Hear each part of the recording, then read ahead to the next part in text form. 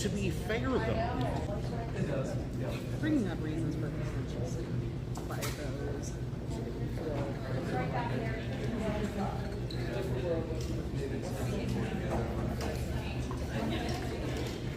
i.e., fellow people.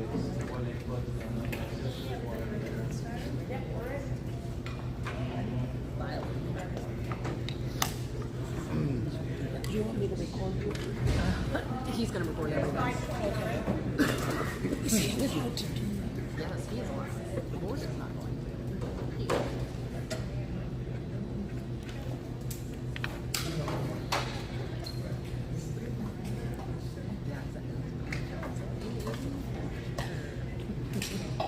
And then asking all the questions. Good afternoon. Good afternoon.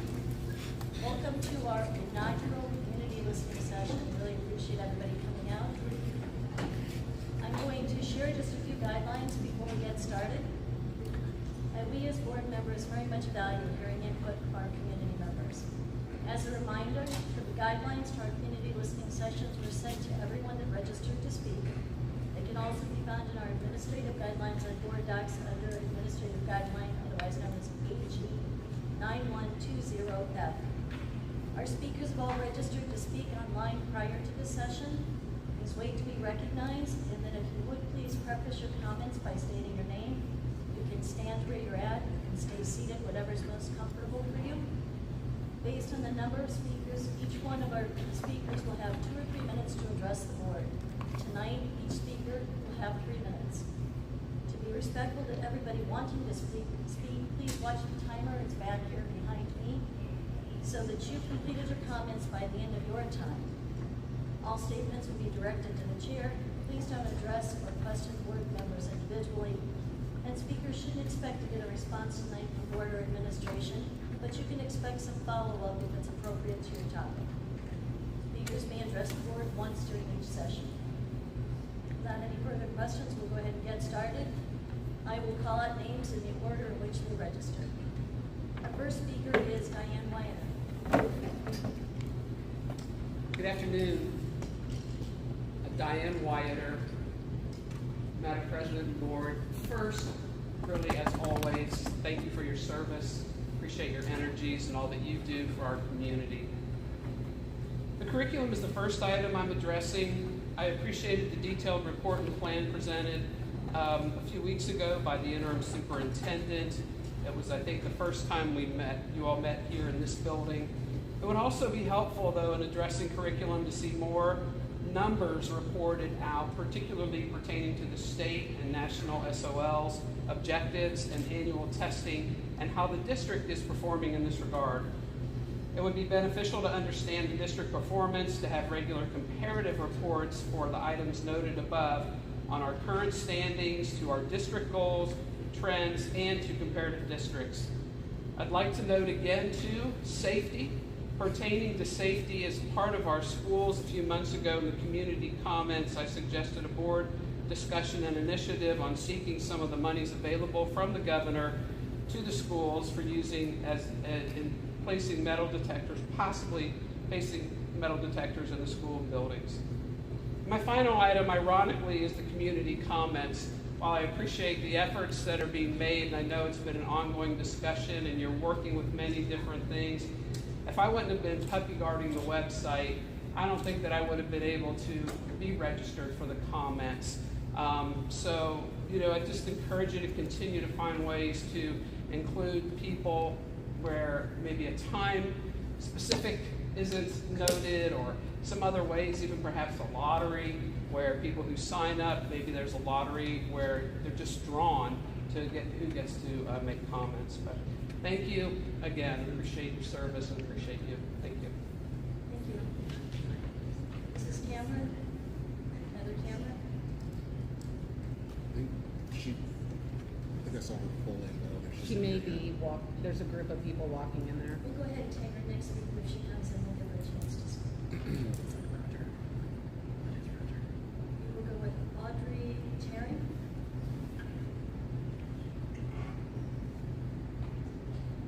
Ronald Elmer.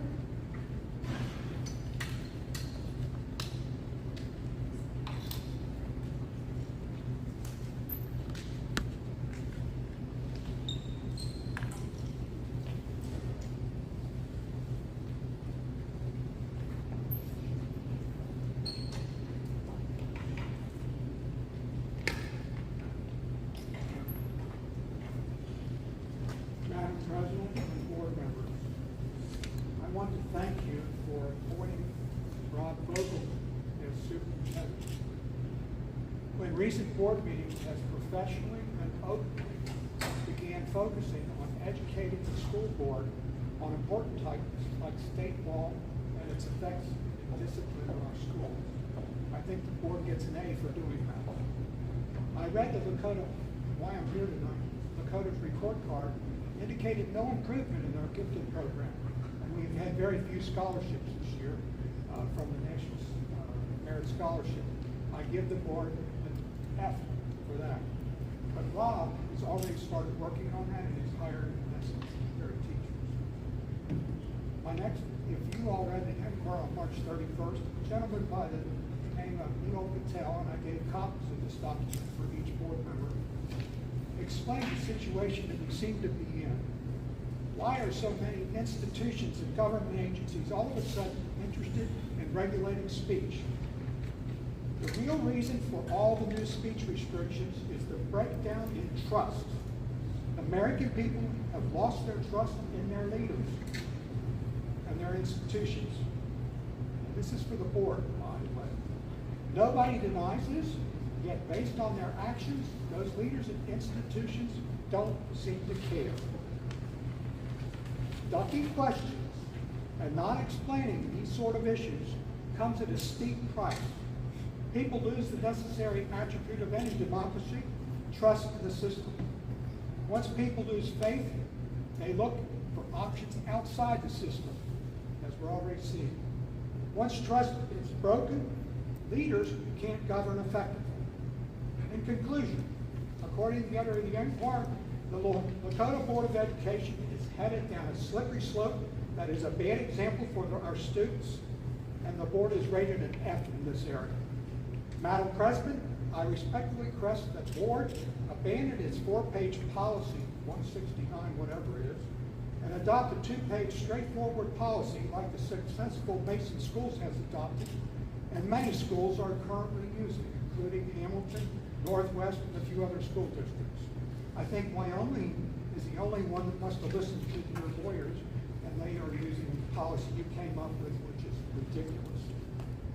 All that is needing to get employment meetings under control is that the president know how to conduct the meeting per Robert's Rules of Order to bring order and respect back to these meetings. And I've attended these for many years, and I've seen less respect under the past 2 presidents than I've seen in any board. It's up to the president to control the meetings, and I better shut up. Thank you very much for your time. Mr. Howard? Ms. Gargo?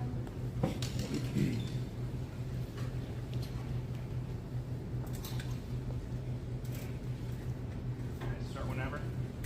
All right, I'm here today to urge you to stop delaying the work on the Master Facilities Plan.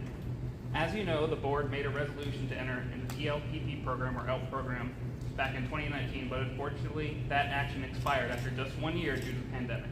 Now, as we look to the future, it's more important than ever that we pick up where we left off and continue the crucial work for the benefit of our students and community. I understand that there may be concerns about the economy and uncertainty about what the future holds. This was expressed by 2 of our new board members, and they were worried about basically the unpredictability of the situation. We can't afford to wait any longer though. Every month that goes by without progress on this plan, the district stands to lose almost $1 million in operational savings. There's a clear cost to delay, both financially and in terms of the quality of education our students receive. While I understand that everyone may have different perspectives and opinions, I strongly believe that it's time to move forward and put our students' needs first. Initiating the ELP process would be one step closer to locking in a significant state match for any funds spent on the plan and set a clear deadline for progress. We cannot afford to let another year go by without taking action. The delays are already having an impact on some of our schools, like Cherokee Elementary, which is currently operating at 20 to 30% over capacity. It's one of the most overcrowded schools in the district. While portables were added this year to accommodate this, it took over 9 months to install. Cherokee was rated a renovate project by the OFCC when the last plan started, but due to delays caused by the lack of an active master facilities plan, it has now fallen to the replace side of the renovate replace rating. This means the school will require even more extensive and costly repairs than originally anticipated. Additionally, the recent roof replacement project in Cherokee would have been eligible for a significant state match if we had an active master facilities plan. In conclusion, I urge you, the board, and the rest of the urge the board to take immediate action on the master facilities plan, initiate the ELP process, and work towards improving our facilities for the benefits of our students, staff, and community. We cannot afford to delay any longer. Thank you. Thank you, Mr. Arner. Rick Santiago.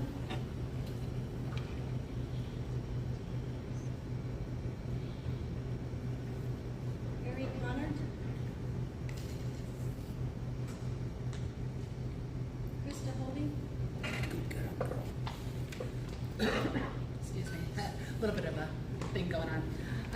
Promise it's not COVID. Hello, Krista Hovey of Westchester, 1998 Lakota East grad, mother of 7th grader at Hopewell Junior, sophomore at Lakota East.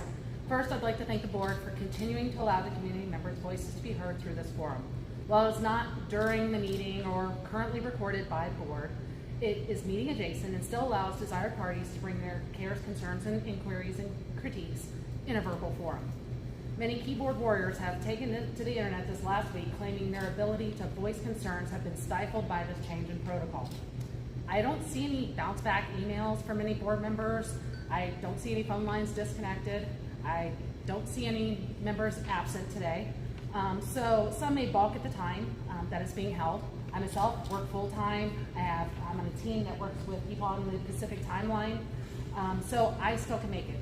I get it. People don't have that kind of flexibility all over.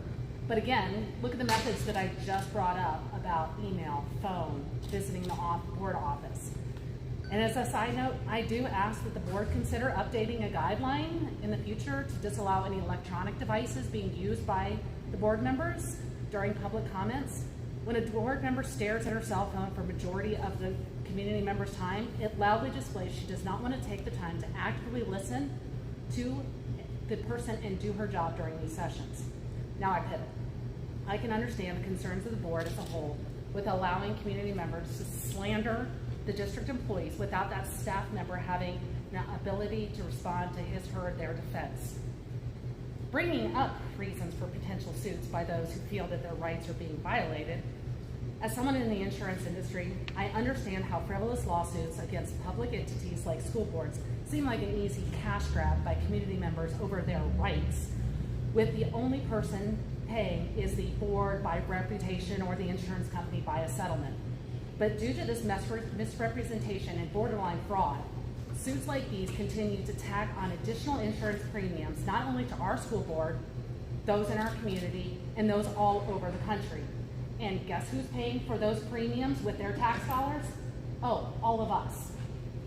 My plea is that if those that disagree with the board, instead of filing complaints to the Butler County Clerk of Courts for not getting what you believe is your right, sit down and talk and work with the board to find a compromise that isn't going to cost settlement dollars, wasting our board's time and district employees on further policies being rewritten or written again, and our community members' time.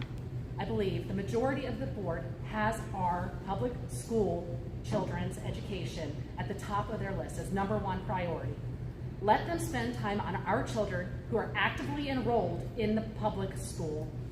Give the board back the time to continue to develop opportunities for our children to excel, receive college credit, earn scholarships, be an athlete, or a winning journalist.